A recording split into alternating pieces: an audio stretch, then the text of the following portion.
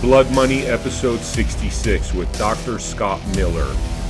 Following the righteous path, even when faced with evil and destruction. All right, so we're on the latest episode of Blood Money, and this episode is actually doubling it up for another series that we're producing, and by that I mean America Happens and Studio 17, and my partners Travis and Andrea, Aisha, Mindy, all of us. We're producing a new show called Meet the Frontline Doctors, where we get to meet, honor, and get to know all the frontline doctors that basically put their careers on the line and stood up against the medical tyranny when it was the hardest to do so. And essentially what we're doing is we're going to combine this show because we have the wonderful Scott Miller here, and I don't want to have him say his story twice for the Blood Money series as well as Meet the Frontline Doctor. So we're going to double up this show for both purposes. We're going to use this for both Blood Money and Meet the Frontline Doctors. Scott, how's your day going today? It's good. I mean, it's as I was saying, I just got back from San Antonio. It was a group, the former feds for the COVID widowers group for justice, and I think there's another group, but they all came together for the Stop the Hospital Homicide rally, and wow. It was intense. It was amazing. Very emotionally. It was hard. Wow. I was asked to speak at that, and right after that, I ended up doing my second half of a forensic psychiatric evaluation with a psychiatrist out of Oklahoma. And so, yeah, today I got up and got an email that said, we need more documentation. So if I could tell the viewer about what was going on, because you told me the story before we started recording. So Scott, is because he stood on the front lines, because he stood for the truth, and really want to save lives. They didn't go along with the whole, death camps or whatever, death camps, hospital death camps. I don't know what you call it, but the idea of killing people with remdesivir, he wasn't cool with that. And for not going along with the agenda, I mean, he's been put through hell, and he was telling me about how he was applying for an Oklahoma medical license to be able to practice there. So that's what we're, just catching the viewer up to what we're talking about. So you applied to that license, and they're having you go through a bunch of, tests to make sure that you're not crazy, because all these folks have basically put complaints about you and tried to make it look like you're crazy or something. Well, I have a feeling you're about to put up a big file. Yep. These are complaints, right? So when I had John Davidson out of California reached out to me a couple months ago because, Dr. Cole has 4 complaints. Meryl Naz out of Maine had 3. Dr. Bartlett had like a couple complaints. Peter McAuliffe, a couple. And I'm wondering, how do I have over 100? So these are complaints basically saying bad things about you, of why you shouldn't practice, why you shouldn't have a license? Yeah, like there was a Substack of 15 complaints that came in at one time, and all of them, there's a local group here called the Camas Facebook Progressive Group, and it was like a group of people got together and copied and pasted. We read the article in the Camas Post Record about Scott Miller, and I had spoken at a school board meeting, and I did call out the school board members and saying they're either ignorant or pure evil, and that there are treatments. And an article ran: local, pediatric PA calls school board pure evil and claims to cure COVID. And so wait, because you said, I mean, and I've heard, we've interviewed Dr. Peter McCullough, a lot of doctors, actually. I mean, we've interviewed some of the top doctors between this Blood Money show and some of the other content we produce.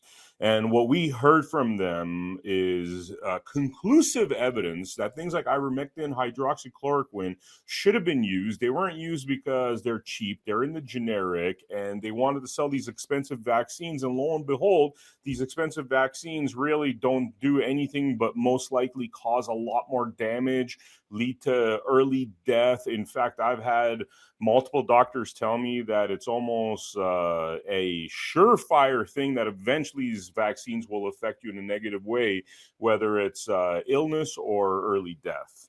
And so because you didn't go along with that protocol, that's why you've had all these complaints against you. Yes, but even before the shots came out, I mean, and so I treated, I unbeknownst to me, like in end of January, February of 2020, I had a pediatric practice, but I'd have parents coming in, bringing their kids in, and they're on, the end of week 2 of the worst cough they've ever had. They can't get a full breath. And I'm like, what the heck is going on? And so I would listen to their lungs. I'm like, Judas Priest, like, you sound terrible. And I would ask, like, hey, do you want to like do a treatment? So I remember I'd do an albuterol treatment, like a rescue nebulizer, and it didn't touch them at all. And I'm like, what the heck? So I had budesonide. So I would do a round of budesonide, and I'm, doing an exam on their, a child. And I remember, like, specifically there's a couple days, like, successfully, where there was a, like the dad, like a couple minutes into nebbing the budesonide, and he takes his mask off and he's like, wow, I feel like I can actually get a full breath. And these are people affected by other ailments, or is this COVID? It was COVID.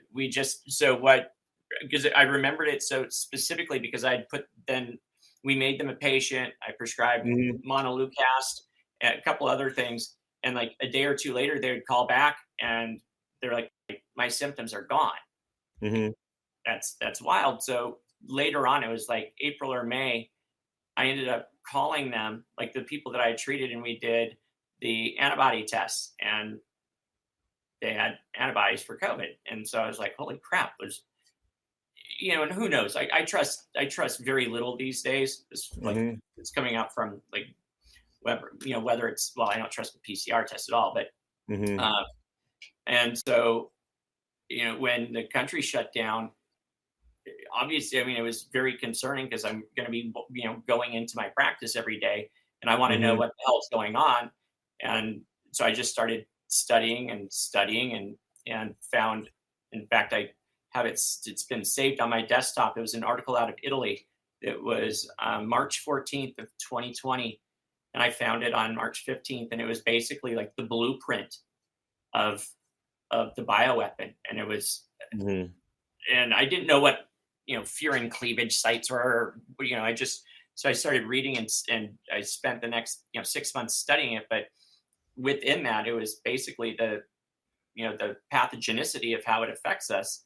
My wife was a nurse, and I had to hit translate on it because it was in Italian, and I'm reading through it, and she looks at it and she's like, well, and I'm explaining some of the stuff, and she's like, well, can't you like reverse engineer it and just like knock out the inflammatory mechanisms? And I was like, well, I mean, theoretically, sure. And then there was a MedCram, Dr. Schwelt out of Southern California did a MedCram on ivermectin, and the in vitro studies in Australia in like April 3rd or 4th of 2020. I'm like, holy crap, that's, it knocks out viral replication by, 5,000 fold within 48 hours. Like that's a safe, effective med that I've used in the peds population for, 14 to 13 years. Like that seems like a no-brainer. And I had my first suspected COVID patient on April 9th. It was a mom that came in, and I prescribed it to her along with like vitamin D, C, and she called the next day and she said, my symptoms are gone. I'm like, hold on, like the sucky, like the bad, or like, she's like, they're all gone. Like, I don't have any symptoms. I'm like, no, pardon me. I'm like, no shit. That's crazy. And I was the only clinic that didn't close here in at least in Southwest Washington. And I was kind of going against the narrative anyway. So I was like, I need to make sure this, that's an anecdote of one. And so I just started writing down on every family that came in, on on their, when they'd leave, we'd have the sheets. So I'd write this, and I'd write out like vitamin D, vitamin C, melatonin, etc. And I was like, share this with everyone you know. Mm-hmm. And we did that. In fact, I finally just made up printed it off, and I'd hand it to them. I'm like, share, share, share. Like, and don't take my word for it. And I'd write down Google melatonin and COVID, where they would realize, holy cow, it's the most potent immunomodulator that we have for our innate immune system, which is one of the reasons. Wait, so you said melatonin? Oh yeah, melatonin is it's so powerful and wow, in boosting our innate immune system. I had people nebulize it. I don't recommend that as what does that mean exactly? Nebulize it. I use the liquid form and put it. You have a nebulizer machine, like so with budesonide, you put it in a nebulizer machine. Mouthpiece, mask on. It aerosolizes it. Oh, and you breathe it in. Breathe it in. Got you. Okay. All right. So, I mean, it sounds like you're discovering some things that were pretty much in line with your oath to help people, to save people, to, make sure that they get better. Well, to do something. Mm-hmm. Right. Like to say, pick anything and just say there's nothing we can do to that's nonsensical. Yeah. And I mean, pediatrician too, you're dealing with children, and you had the option of pushing this vax onto children, which could have probably led to death. If you want to look at it theoretically, if you did it knowingly, that would be manslaughter, and you decided not to do that. Well, again, looking at all the RSV, they tried to get a vaccine for RSV. They tried to get, for a number of other for coronaviruses. And when you looked at the ferret studies, when they were introduced to the wild type virus, they all died or became severely ill. And are you kidding? Let me ask you, sorry to interrupt you, but how do doctors, I mean, you've been a doctor, how do doctors, knowing that in trials, this thing kills animals, hence most likely is going to cause damage to humans, how do doctors go along with that, knowing that information? The only way you're going to know that information is to seek it out, right? It's not like you Google it. I mean, I spent months. I would come home from work, hang out with the family, get the kids to bed, and I would, from 9 until 2 or 3 in the morning, I was studying every night. And my wife's like, why are you doing this if the virus doesn't affect kids? I'm like, well, kids have parents, right? That, and I don't like unknowns. I don't like being vexed by something that if there's some way that we can do something to help people, it's like, you better freaking do it. But from a medical standpoint, my knowledge on just vaccines in general was a vaccine rep would come into my office, and they'd open up their computer and show data on efficacy of, Pentosil or Prevnar or whatever. And we're like, okay, yeah, we'll order, 1,000 of those. I didn't pull out the insert and see what kind of adjuvants are you using in this? I mean, they've gotten the doctors used to that sort of thing. This is something I've been hearing for 30, 40 years of. That's how a lot of doctors are exposed to medicine. It's really through a pharma rep. Hence, it could be extremely biased. Well, there's no other. I mean, how can there not be bias when somebody's coming in and they're selling you goods and then telling you how good it is, and they bring you lunch? Yeah. And most of the time, when I was in previous for quitting and starting my own practice, I'd be in a group, and you'd have, the providers would come in over lunch. They would have their medical assistant or a nurse sit in there while they got their lunch and went back to their office. So they weren't even listening. It's just you pick whatever. And so we didn't even, I would sit just to be courteous and listen to them, but we didn't study shit. We just went along with it. Wow. I mean, that just seems like bad practice. It seems like doctors have been used to real bad habits, to be honest with you. I mean, it's almost like how could we have avoided this calamity? I mean, it seems like you have in many ways in terms of actual involvement in the disaster, but I could see how other doctors were kind of, tricked into it because we've become accustomed to just listening to what they tell us. Well, so yes, and then when you have from top leadership down, not just the governors, but when you get into our county health departments and the hospitals, which is fascinating, where we had Dr. Alan Melnick here in Clark County. Guy is, I mean, he's a functional retard when it to, like, so he's either that or just evil, and he's been bought off, and it's probably both. But the hospitals are using. When you say Clark County, by the way, which Clark County are you referring to? Washington State. Oh, Washington. Interesting. Okay. Yeah, this was like Washington was kind of ground zero. And we had the first, it was in the Seattle area. But what we witnessed here, the devastation of the policies, I mean, it happened everywhere, but to see it in my community, and after I had done a couple interviews where word got out and our phone just started, I mean, just like fall of 2020. And I would talk to, I talked to thousands of people, and the story was the same with every one of them. We called our doctor, we called our primary care, and they said, there's nothing to do, just, hunker down and take Tylenol. Or they went to the hospital and they said, you're not sick enough to need treatment, go home. And I think that's freaking evil. And so evil. So you're, at this point, I'm just kind of going to backtrack a little bit because I want to hear your story, your journey. So April 2020, it seems like you start discovering that there's protocols, there's alternative ways, that the narrative is not necessarily the correct narrative, that, vax could potentially be harmful. Now, take us from that point onward of what happens in your story. I'd go to work, and the schools have been shut down. A large part of my patient base were special needs kids, autism, etc.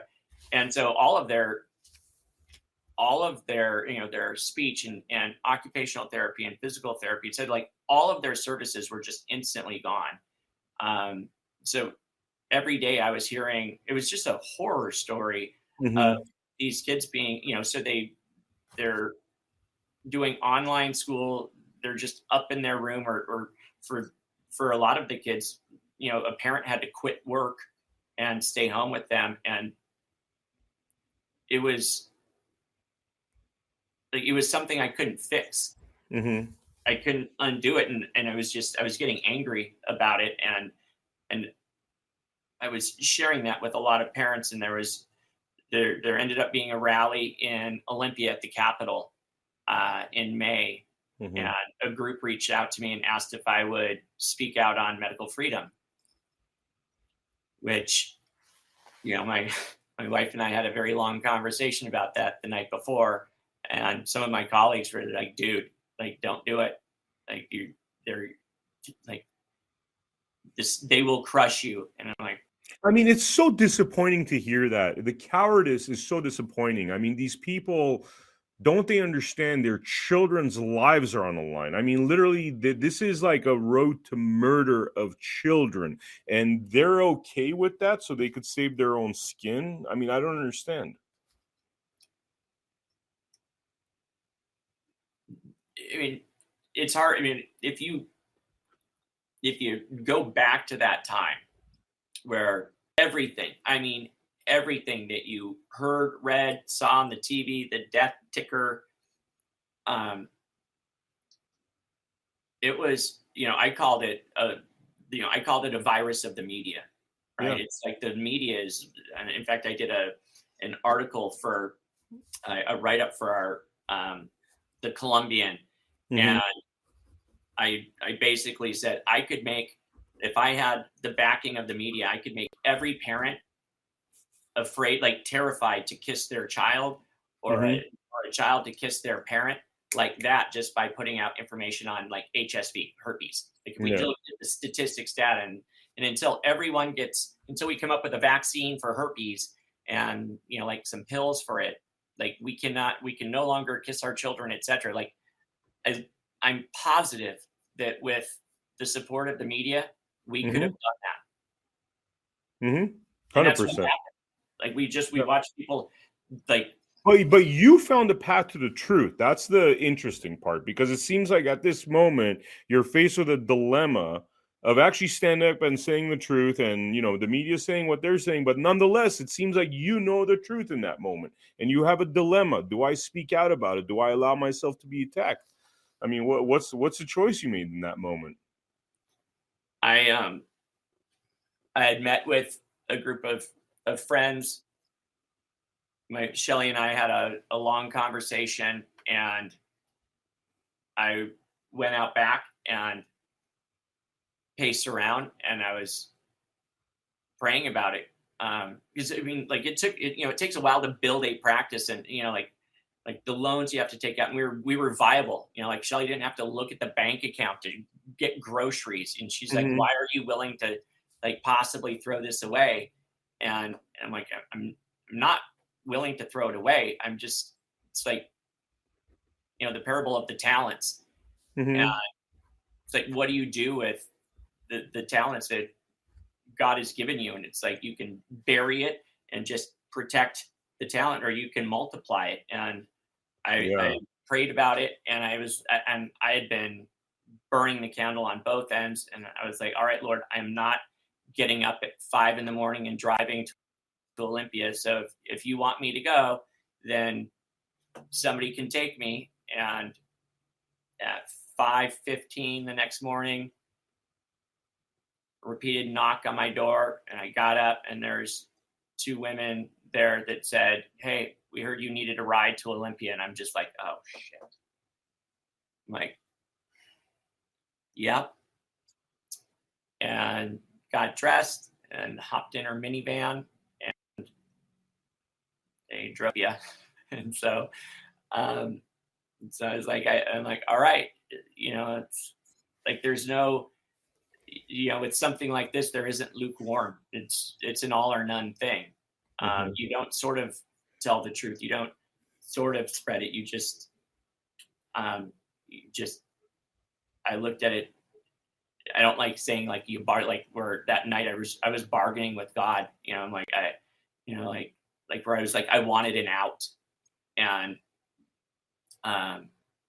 it's kind of like we chat very frequently. I'm like, if this is where you're leading me, like, it sounds totally just almost sacrilegious to say it, but it's like, you better back me up. And in spades, like it was like living in biblical times, being like, it's the most incredible, like when people like, we feel so bad for you. I'm like, you know what? I've been on what I consider like the spiritual journey that I've been able to experience, watching God move impossible pieces. The tapestry of God. The tapestry of God. Yeah. Yeah. Amazing to experience it like that. It was just like just an honor. Yeah. Much bigger than money, right? Much bigger than, much bigger than approval of people, isn't it? Like just knowing that you're on that path. But what happens to you in the physical world here? What happens to you in this ugly, evil world when you decide to make that choice? Yeah, I mean, the hellfire and brimstone rain down. I mean, in all honesty, I should have been shut down by September of 2020.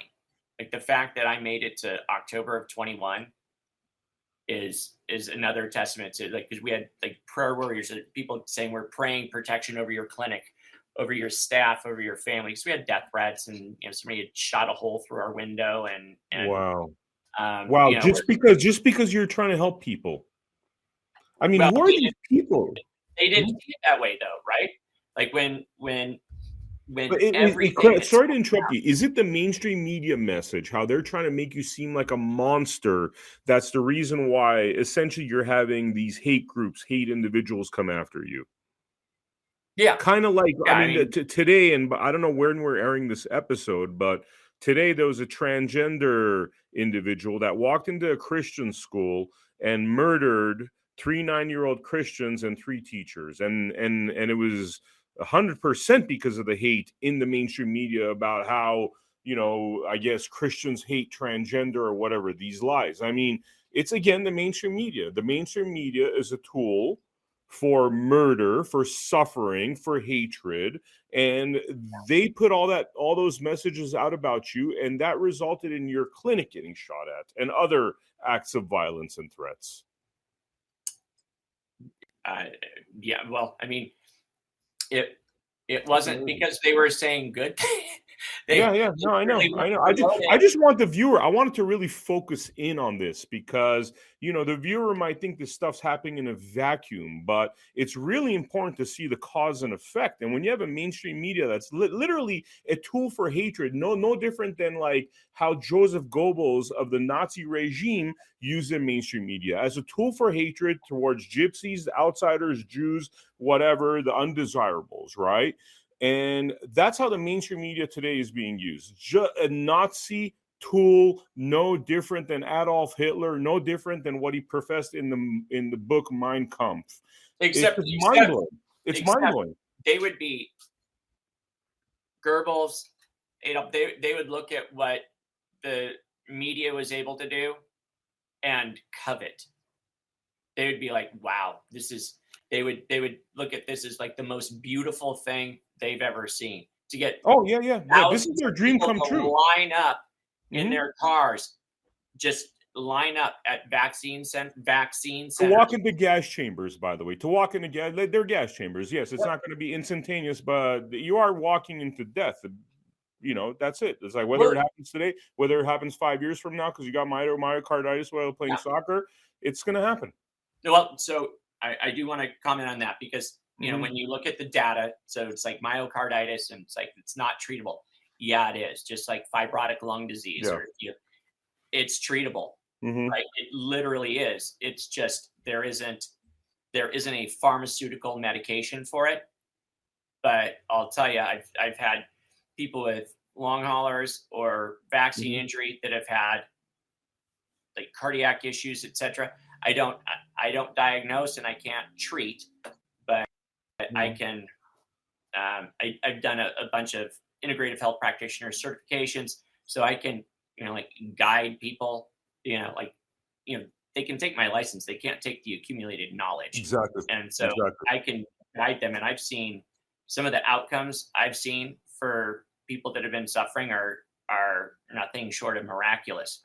So without doing something, right, and cardiologist is useless, because if they don't think that the inoculation caused it, there's no possible way that they can help you. Yeah. You're screwed. Yeah. But there's help. I mean, there's hope. It's just like the level of effery that they've used to insert it into our DNA. Well, not mine, but I mean, it's diabolical.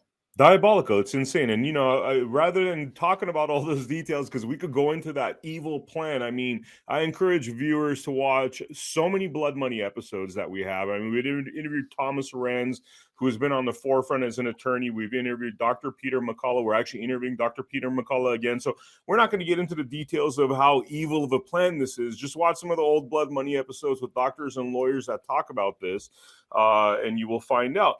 Let's talk about what happened to you, though. So you're telling me that October 2020 or September 2020, they have the opportunity to shut you down because you're going up against their, BS narrative. But, thanks to the, grace of God, let's say, October 2021, you last till October 2021, but then they shut down your clinic. What happens? I mean, what happens between you having this moment of enlightenment to late 2021?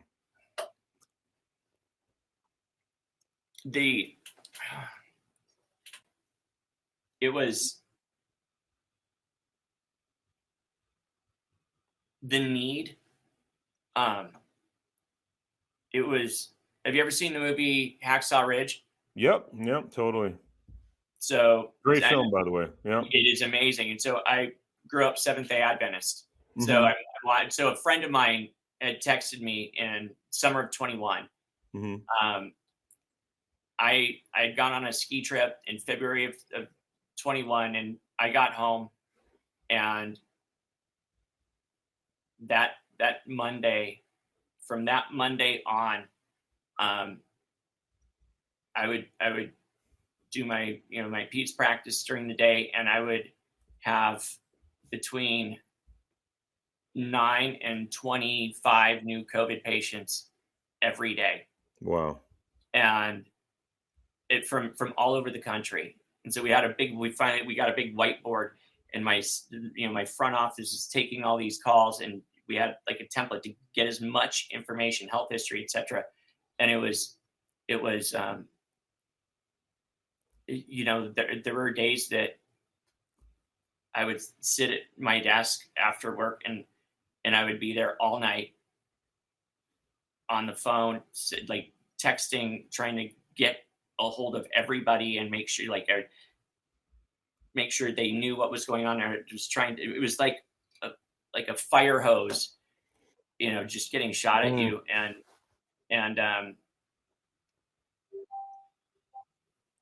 then I started getting asked to advocate for people for loved ones in the hospital. And it was actually at that point, like I had like my first phone call was in the summer of 2020 to Mayo Clinic in Rochester. And I look back, I was like, okay, there wasn't enough evidence to do some of the things that I recommended. But by 21, I had spoken to, hospitals in probably 17 different states, and every single one of them, it was like the narrative, like Mm-hmm. I'm like, holy shit, like they are indoctrinated into that CDC checklist. Mm-hmm. And the to the degree that they were completely unyielding, right? They have somebody that says, like, do not vent. They would literally euthanize them, right? Not just not treat. They would administer life-ending medications. Like, And let me ask you something. You're a doctor, right? Okay, you're a yeah, doctor. This idea of like killing people, like basically, I mean, no different again than Nazi doctors, like same crap. You basically knowingly killing somebody. How do you get doctors to a point where this is part of the protocol? I mean, they had to have known what they're doing. no, I mean, let me. If you okay, sorry to interrupt you. If I'm I'm just trying to figure this out. If I'm giving remdesivir, okay, I give remdesivir to this guy, and I give him, whatever the breathing, devices. Dude dies, and then I give it to the next person. Dude dies, and I give it to this female over here. She dies. I mean, how many do I have to see in repetition before I realize that these few things I'm doing over and over again is resulting in death? So things changed a little bit. So jab rollout. Again, when you've got hospital administrators, like when it's top down, and you implement procedures or protocols, and you have whatever a huddle, and it's like, this is best science that we have. They're not going home and studying up on it. It's like, it's almost like, okay, thanks for the info. Like the chief, like the state's expert witness on me, when asked, what were you studying? What did you do? And she said, I was too busy to put in the study. So I relied on what we were being told by experts. And when I heard her say that, I'm like, are you shitting me? You are too busy. Like you're not too busy to be an expert witness. Write a 26-page paper and go through all of the data to crush anyone that's dissenting with the policy, but you don't have enough time to take a look at first of all, she didn't treat a freaking person at all. Like she treated 0 people. You would have thought maybe she, like when she had written in here that I had, she had come up with like 1,400 people. Yeah. I didn't contact any of them. Okay, I'm sorry to interrupt you again. Sorry, I'm just trying to dig. And by the way, I'm asking you the question because I know you're like the logical person that could actually, probably clue me into why certain things are happening. So, okay, so she's saying she's not researching and all that, but like I thought the idea of doctors is that they're constantly researching, and if you research something and you found something out, that is supposed to be of importance as much as if other groups are doing the same thing. Aren't they supposed to look at what you've done, your research, and the time that you've put in and actually lend some credence to it? Well, not if somebody that I'll just go back. The like, especially early on, if a parent came in, they brought a child, let's say that it's fairly complex, and they say to me, well, this is what I think it is. And, this is what we'd like to do. And I'm like, awesome. Right. Like they already have I'm kind of kidding, but I was seeing like 60 people, 60 kids a day, which is insane. But so parents like, this is what we think it is. This is what we'd like to do. It's like, you know what? Yep. Let's try that. Instead of going, well, that could be it.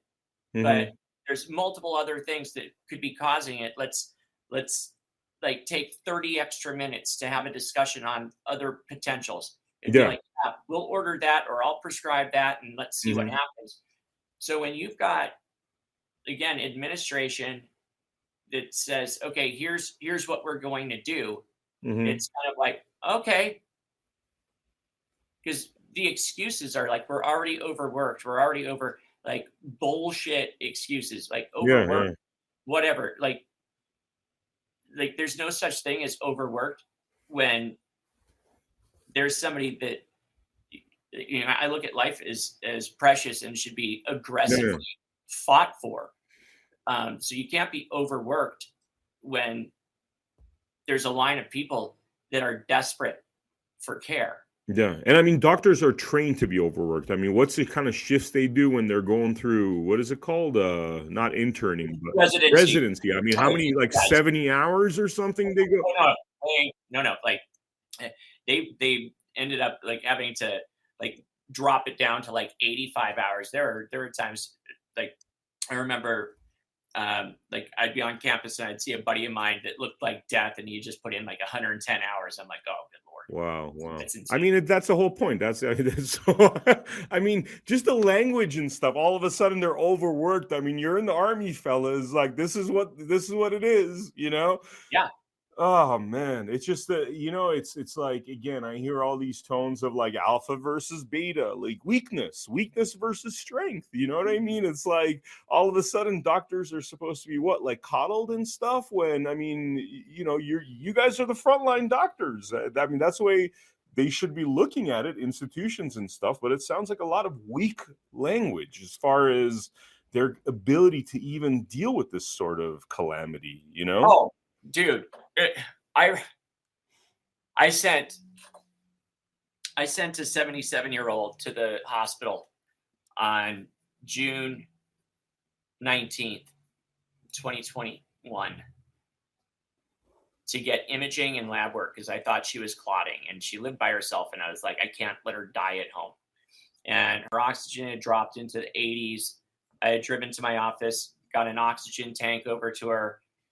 Anyway, so she got up the next morning, had slept great, but she had new onset like chest and back pain. I'm like, like we need to get this evaluated. So she goes into the hospital. She's on 1 liter of oxygen, setting at 98%. Everything's clear, and they convince her to stay for observation. Like, so, and when you talk about like the gas chambers, like she had everything that she needed at home. We were just making sure that, like covering my bases to make sure that we don't need to implement like more aggressive anti-clotting. And they took her from 1 liter of oxygen within 8 hours. She went from 1 liter of oxygen to 30 liters of oxygen. Wow. Which means that obviously she can't leave the hospital now, even though she didn't require it. And 8 days later, she's dead. And you're telling me the doctors that were there didn't realize that they took a healthy woman and basically destroyed her? Well, so her son from Kansas, and so every day we were on the phone with the hospitals. The ICU doctor was like, I can't change her dexamethasone to methylprednisolone, even though she was decompensating. They wouldn't put her on antibiotics, even though her white blood cell count was going up. And he just kept saying, I can't do it. I'm like, what? Like, the pulmonologist needs to do it. I'm like, what? Why? You're the intensivist. Why do you need what are you, a nurse? And I said that, like, my wife said, I'm not disrespecting, but you can make these orders. Like, you're the fucking doctor. Do something. Sorry. It's just, so we called the pulmonologist, Dr. Gupta, and 24 minutes of conversation. I recorded all of them because the insanity of it, people wouldn't believe it unless you hear the idiocy of it. But I get him to change her meds. And we're like, oh my gosh, like, thank you so much. We call back to the intensivist and he wouldn't take our call. Wow. And we called back, and then they're like, oh, he left for the day.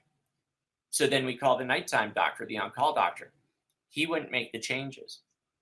The following day was a new daytime doctor, Dr. Oprescu, and he goes, well, I can't administer that medication without talking to infectious disease. I'm like, what the hell is going on? Like that would be awesome. It's like, I need my friends to weigh in on this because I'm not smart enough to do something that he had done for 20 years as a no-brainer, and now he needs to talk. And they lied about. So I wrote a Facebook post the night that I found out she died, naming the doctors involved, and like absolute scumbags, man. Absolute scumbags. All these doctors, cowardly scumbags. These are the kind of people that need to go to Nuremberg 2.0.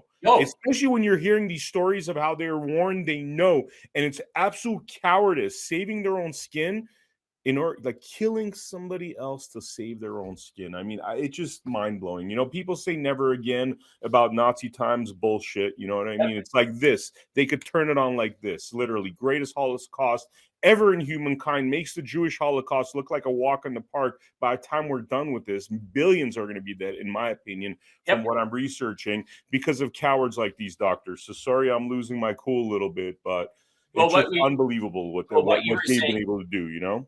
What you were saying about the thin skin, the reason I shared that specific story, and I wrote that during my hearing, they read my Facebook post and then had the doctors, the intensivists, like, respond. And one of them was just, they had screenshot it and it made its rounds throughout the hospital.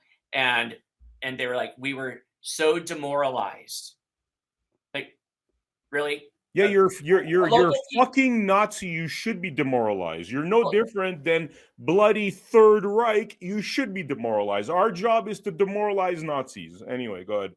But how are they, like, it's a random, random PA in the community that writes, and like, puts out a Facebook, and it was like a warning against the hospitals. It's like, you don't, like, if you're doing what's right, you should give, like, you shouldn't even have two shits to give of what nobody is writing. Like, you should look at it and be like, and like, whatever, roll it and smoke it. By the way, if you watch our show, there's a lot of industries that do this sort of thing. And I always talk about this. I'm just going to say it as a side. Like, family law is another one of them. Judges, lawyers, social workers hate for their corruption to be exposed, because that's one of the dirtiest businesses. It's literally a child trafficking operation. Everybody makes millions off of the destruction of child, like all of our industrial complexes, by the way. Our industrial complexes today, the medical, industrial, judicial, anything, is built on the destruction of people. That's very easy to track. All you need to do is watch some episodes of Blood Money to see how their financial gain equals our destruction in every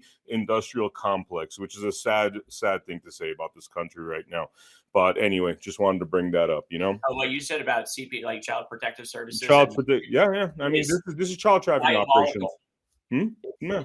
I've been involved in some of those situations, and without knowing, like, this was, like, starting years ago where it seemed like no brainers. In fact, I was an expert witness for some of these cases, and I'm like, what are, like, like, I would go home and I would talk to my wife, and I'm like, this child is done.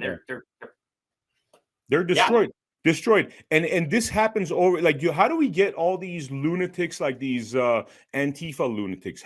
These are all fatherless homes, single mom homes.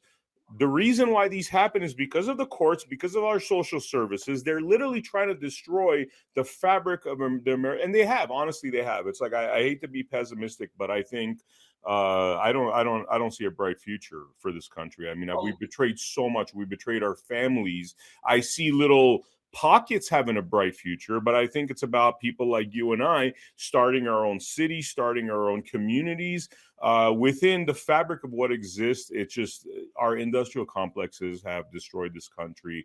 And I frankly don't think there's much coming back from it. You know what I mean? I hate to say, but it's like Atlas Shrugged, right? Where it's like what you're saying. It's like, and we've talked about this quite a bit, where it's, I mean, they've corrupted our food sources. They've stripped our soil of nutrients. You look at, like, the American Diabetes Association and their, like, diabetic diet, and it's like, are you just what? Yeah.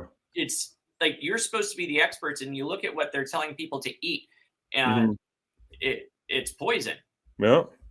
Totally. Yeah.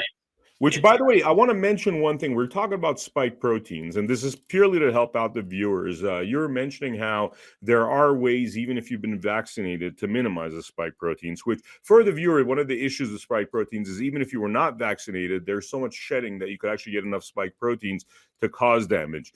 Recently, we interviewed a doctor by the name of Dr. Newsman. He was talking about chlorine dioxide, which is something that I've actually been taking for the last couple of weeks. And all I could say is I feel great. I feel really, really good. Much better than I did 2 weeks ago. And the first day I took it, it was almost like I was having a baby. It was the worst pain of my life. I don't even want to describe what happened on that day, but all I know is the next day I felt really, really great after going through a very difficult day. And what Dr. Newsman was saying was basically that's my body essentially reacting to, decades of toxic stuff that was getting cleaned out. So I just want to mention that for the viewer, because it's called a Herxheimer. That's called a Herxheimer reaction. Some people had it with ivermectin, because we think we live in a first world country. We don't have parasites. Yes, we do. And chlorine dioxide is called the universal antidote. And it's amazing. One of the problems, just when we look at something as a single therapeutic, the spike protein disrupts our gut biome. So it disrupts the gap junctions. So, and it disrupts, so we've got our beneficial and opportunistic microbes, and it throws that balance off. So I think, it was a Delaware town hall meeting, and Dr. Harvey Reich was on it, and he said something like the gift that we had was that Omicron was far less, like the lower respiratory issues that we saw with Delta were far less clotting. And I had recently done a talk here in the Vancouver area where I said the opposite. The thing that scares me about Omicron is it's more like a really crappy cold. And the thing with that is like so I had COVID a week and a half ago for the fourth time. My symptoms started with, like, I woke up with a hoarse voice. That was it. It was a Friday. Saturday, a little bit of ache behind the eyes, and Sunday, full blown post-nasal drainage, hocking up, like phlegm with the little blood speck sputum. I had already started on treatment. I did a rapid. I always swap out the Q-tip with my own. And, double line turned blue in like 20 seconds. I was back in the office on Monday. Wow. Now, and so part of it, and it wasn't a 3-day treatment. I continued doing those therapies because I want it gone and gone. Because if you don't make that, like, I want to displace the spike protein and I want to detox my body from it. Wow. And so one of the problems with Omicron is we have more long haulers because of Omicron than the wild, the wild type and Delta combined, because people just kind of ride it out. Like what you were talking about, like doing the chlorine dioxide. So like if people, like, it's what scares me, because I don't know that I've spoken to anybody in the last month that's doing great. Okay. But whether it's sleep, it's and the exosomal shedding that you're talking about. I got, like, so you're saying they're not doing like 24 milligram ivermectin tablets, right? So I take that with hydroxy, and I have lactoferrin, and I mean, like, I'm looking over at this shelf of stuff I have. I wear a GHK patch, X39. So it's if you Google GHK copper, like, have your listeners Google GHK copper. It's a peptide. There's an injectable, which is super expensive. I use a patch. It makes fibroblasts. It makes pluripotent stem cells. It's like, wow. So I'm super aggressive. Like, I would tell people I would walk into the homes of the sickest people you have ever seen, and I didn't wear a mask. I didn't wear PPE. I would give them a hug, and my goal was, like, they were in fear of dying, and I'm like, I need to strip that fear away and let them know you're going to be okay.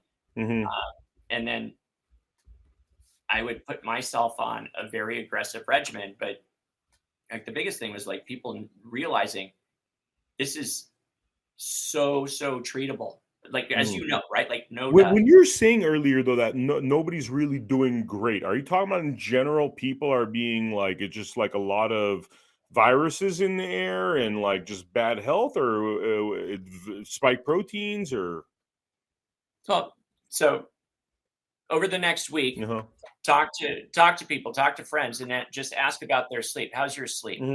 Right? Like, not like so good. where is like, that coming from? I agree with you, by the way. All my friends are either, like, under the weather right now. They all have flu-like symptoms. Everybody's anxious. Everybody's complaining about not sleeping well.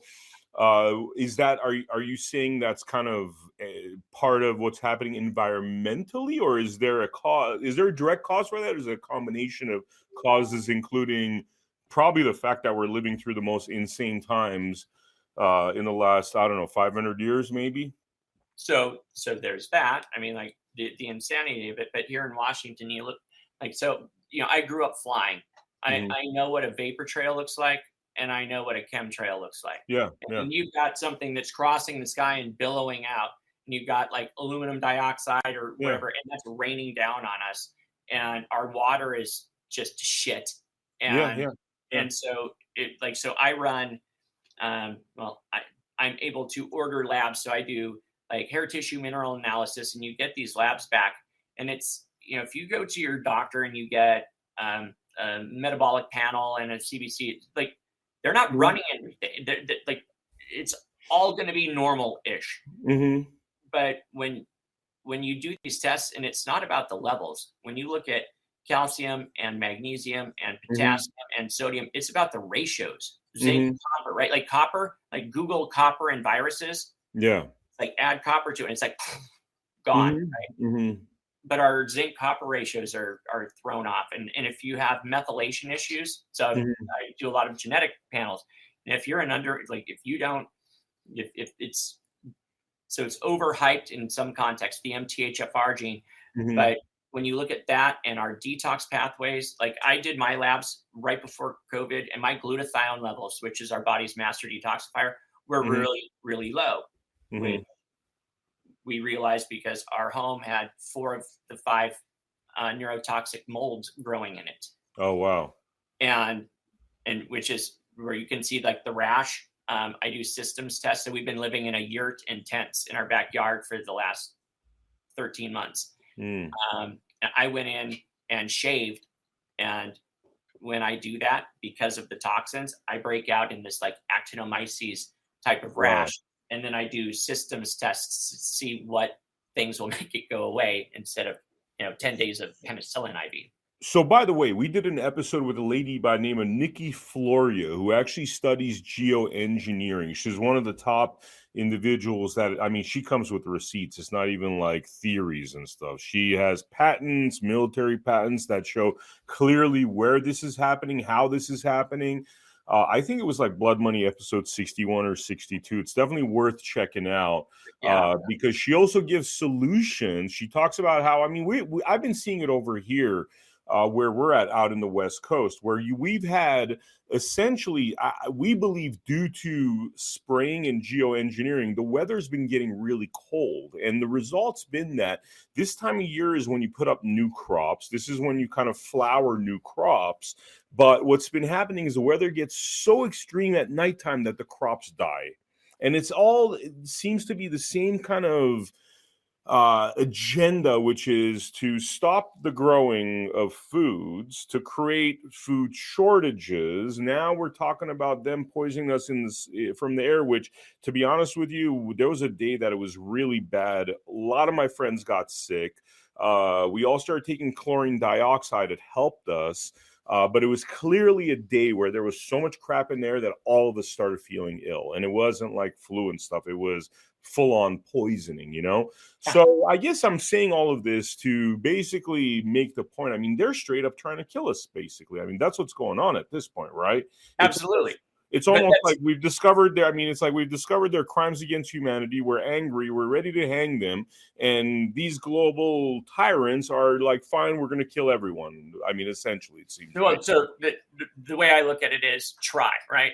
They're going to try. Like with, so we've got 3 million people that, in fact, I think Dr. McCullough, and there are a couple of people where they asked, how many, like, had we treated, how many of those people would have died? And when, like in San Antonio, and I'm walking along this seemingly unending stream of widows and widowers, and I had to peel out, and we're along the Riverwalk, and I'm watching it, trying not to cry, because I'm calculating, and I know many of their stories, and I'm like, out of the whatever 600 people that are walking along, I'm like, maybe 3 of them. 3 of them had to die.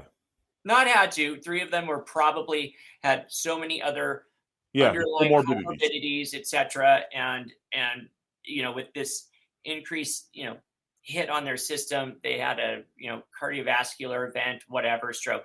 But okay, shit, let's say 10. Like, let's go nuts and say 10. The rest of them, that was my community here that I got the phone calls. And if they were really sick, I went into their homes. I mean, listen, somebody's satting in the 60s and 70s. It's not good, right? Respiratory failure. And within an hour, they're satting in the 90s.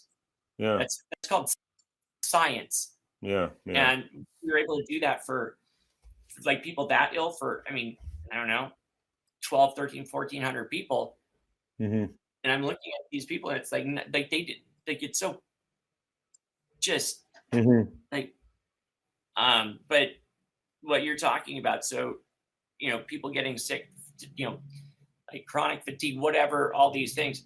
The problem is we can take things like, even like, if you're not ridding it, like how many people talk about bowel movements. If somebody doesn't have a bowel movement a couple times a day, if they go 2 or 3 days, you're in a world of shit.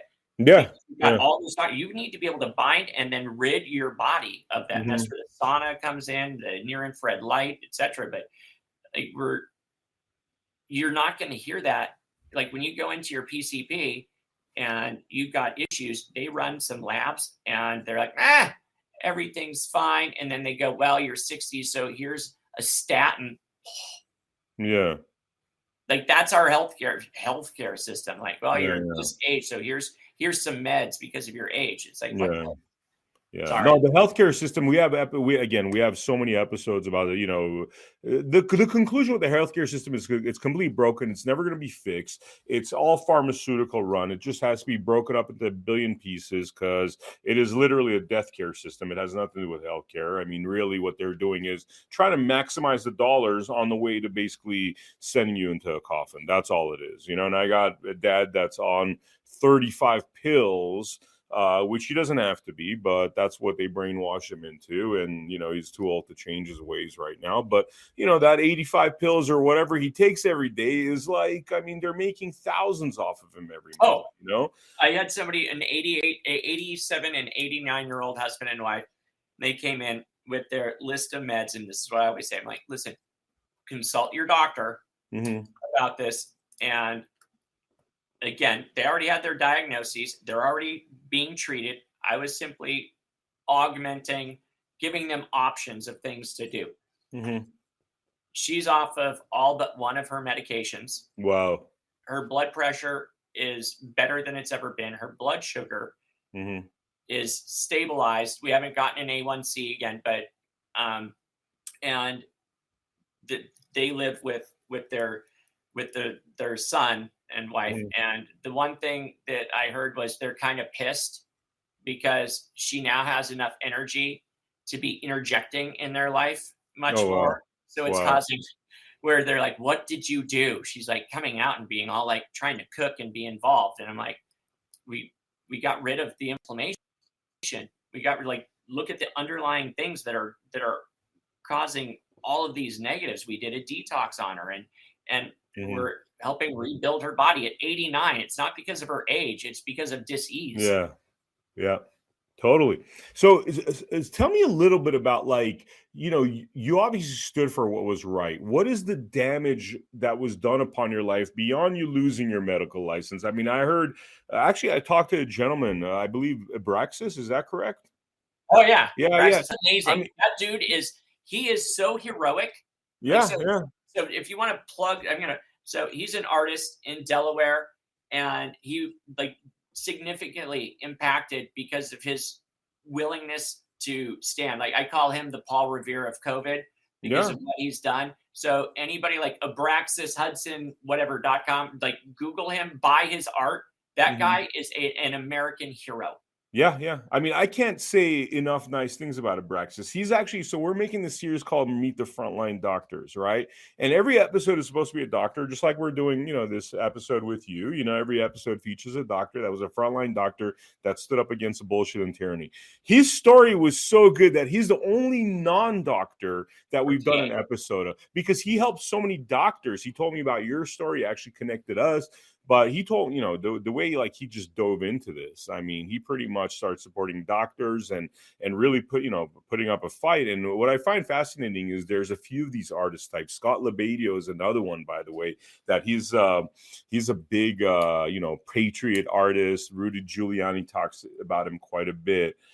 And, some of these, I mean, you got all these leftist artists that are horrible, obviously, but like some of these, like, slightly right-leaning artists, they're just amazing people, obviously, including Abraxas and Scott, Well, it's not just him standing up. It's his ability to bring, I mean, like he did a town halls with all, like these, like the best minds in the country. And he's done them throughout Delaware, and what he's helped organize, because the thing is, it's what you're doing, and with interviewing these people and getting the information out. How do we win?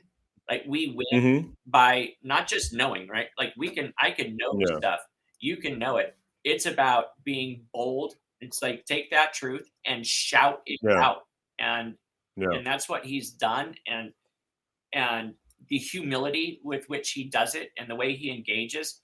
I remember the first time he reached out to me and we ended up chatting for like 4 hours.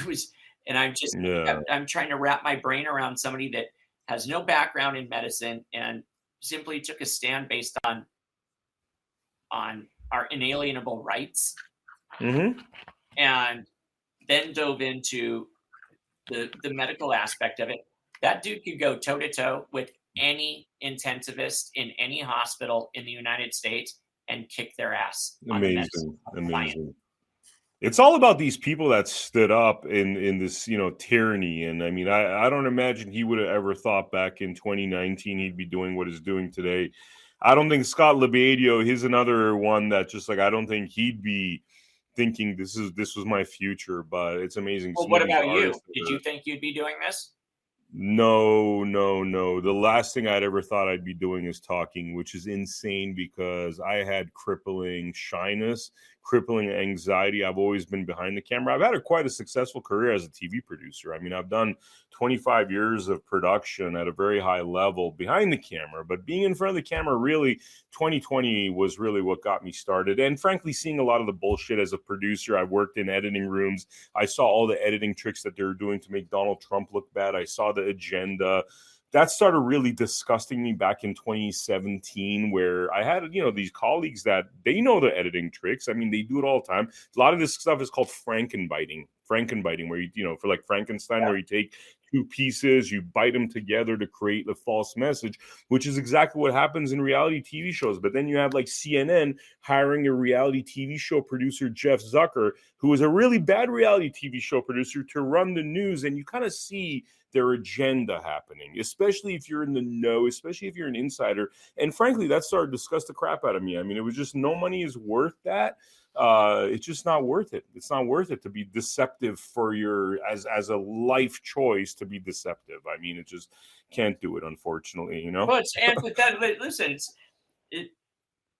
whatever is good, whatever is pure. I mean, it's like, how do you, it's like you get up and it's like, for me, it's like, okay, Lord, like what, how can I be used as a vessel to bring healing and whatever? Like that's like, I'm very fallible. I swear a lot, whatever. But it's because if I didn't swear, I would just break shit. Because me too. That's why, I mean, I'm like, it's better. I mean, it's like, I'm actually, by swearing, doing this kind of stuff, I get a lot of aggression out. You know what I mean? It's like, I don't get into fights. I don't get into arguments. It all comes out here, No, it's like, people are like, why do you have to swear? And it's like, if you knew the bad that I've heard, seen, and tried to undo, and the failure in some of the cases, like, I want to burn it down. Like, all those fucking institutions that these people are going into, and they're either, I mean, like, you shouldn't walk in. So my father-in-law walked into a hospital in Texas a year ago, 3 days ago, and he's practiced medicine for 55 years. He just did a three-day round at an ER in like West Texas, had gone on a hike, and 4 days later, he goes in and sees his cardiologist, et cetera. And he wakes up the next morning and he cannot walk across the living room. Wow. And he called Shelly, called my wife, and he was like, yeah, I'm not feeling so good. And he was going to go to the hospital. And then, anyways, they're like, you'll be fine. And we talked to him that evening, and he was slurring his speech. And so Shelly called a friend, like a husband and wife, or a nurse practitioner. They went over and they were like, oh my gosh, he does not look good. They take him to the hospital. They run everything. They did the MRI. They did a spinal tap. They're ruling out stroke. And I asked Maya, I was like, when did you get your booster? Because he's been Pfizer twice and boosted. Oh, wow. And it was like 10 weeks prior to that. And then he had just done, like I said, a 3-day pretty aggressive hike up a mountain. And I'm like, he just activated, and this isn't how it works, but it's like, just like that increase in activity. It's like, it's like he just, so we called the hospital, we talked to the doc, and he's like, everything's normal. And it's like, well, that's impossible. Yeah. What you ran is normal. And I'm like, dude, I think I actually said, dude, took the booster like in February, and this is a reaction to the booster. It's like the perfect time frame, if you will. Like, you've got to run VEGF, you've got to run Tregs, you've got to run NMP9. Like, this is endothelial damage. It's not going to be, you're not going to see an elevated D dimer, but like things are not flowing right. And then the next day, his oxygen drops down to like 80, 81. They have him on albuterol and ipratropium bromide, which doesn't do jack shit for this type of thing. So I drove to my office, grabbed a bunch of stuff, filled a suitcase. I make up mixtures of things for nebulizing. My wife flew out there, walked into the hospital at 2 p.m. on a Friday, and Monday afternoon, he walked out of the hospital, and they have no idea what happened. They have no idea. She brought in smoothies with 30 different things twice a day, did continuous nebbing on him. And within 24 hours, he sat up, swung his legs out, and asked for his medical journals. And before she got there, I was talking to him, and he couldn't even say Rocephin. Wow. Amazing. Amazing. So bad. And amazing. He said, Scott, I thought I was going to die in the hospital. I said, Mike, you were going to die in the hospital. They were putting you on hospice before Shelley got there. Wow. Wow. And he didn't have COVID. He didn't have COVID, but his care was as shitty as somebody with COVID. So the question is this new that our hospitals now suck? That the care is subpar, or has this been going on all along? No. I mean, I could tell you, just because I've had, family members with health issues, that it's really clear that healthcare is awful, that they don't really figure stuff out. And I know this because I've had family members who've had heart problems. I mean, they're literally having a heart attack in the hospital, but the machines that are supposed to be detecting the heart attacks are not detecting it, right? And then I talk to other kinds of doctors that use alternative methods, that talk about these blood tests where you're looking for markers and other things for preventative care. And, that starts to make sense to me, right? That starts to make sense to me. But somebody getting a test done that determines whether your heart's healthy while you're having a heart attack and it doesn't register, to me tells me that the test doesn't work. Just like some, there's been stories about these, PCR tests not working. It seems like not a lot works. I mean, and it seems like that's the intent, because I guess that's how you make more money. Or it works in their favor, right? Like, in their favor, yeah. Doesn't work. It works to make money, but doesn't work to basically repair your health. Well, pick anything that's prescribed that is. I don't like the word curative, right? But that isn't a Band-Aid. Right? Yeah. If you've got elevated cholesterol and elevated blood pressure and pre-diabetes or diabetes, so you now have 6+ meds and not a damn one of them is helping heal. Crazy. It's crazy. So, I know the viewer at this point has seen enough of you. We've been talking about you for like an hour and 15 minutes. They've seen enough of you to know that you are an honest doctor. You are somebody that really just wants to help people. Like, you know what I mean? And that's why we do these interviews, because you really get a feel for people. If you're a bad person trying to trick me into taking medications for nefarious purposes, I don't think I would get the sense from you. I get the sense that you are a great individual. What happens to you because you decided to do the right thing here? I mean, Abraxas was telling me that you went through like hell, like especially this last year since the practice was closed down. I mean, could you tell us a little bit about this journey you've been through the last year or so? Well, so I had just we had a county health, there's like a county health initiative where a couple of us to introduce 2 naturopaths, and I was like keynoting it, and it was about the hospital protocols and do like power of attorney, like because I have sent people to the hospital, but it's about like because I don't want them to die at home, but how to get them out. And I ended up getting COVID a day and a half later. So I stayed home, and my wife got it. And we did the Regeneron, did the IVs, and we were better in a day.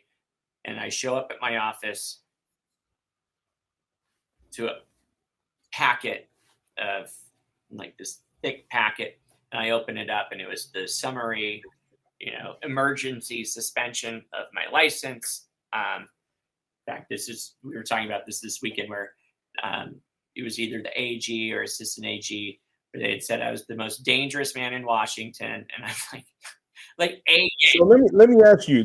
Sorry to interrupt you. As the most dangerous man in Washington, could you tell me how many lives, like the number of lives you feel as though you've saved from, either dying through bad protocols or wrong protocols for COVID? Do you have an approximate number of that? I can tell you that I directly treated over 3,000 people. How many of them survived? I lost,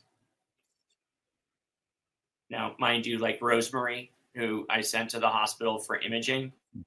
Mm-hmm. Just for my soul's sake, I don't consider, like, yeah, she wasn't your fault. Consider it they a pretty loss, much tricked her. but not because of not because of the science. It was our inability to help her. 5. Wow. So you basically saved almost 3,000 people minus 5. I mean, we were able to help a lot of people. Wow. Okay. So, and you are the most dangerous man after. I mean, you have a bigger save list than Schindler, and you're the most dangerous man over there. Which I love that, because I'm like, that's like, I like, when I heard that, I was like, that's awesome, because like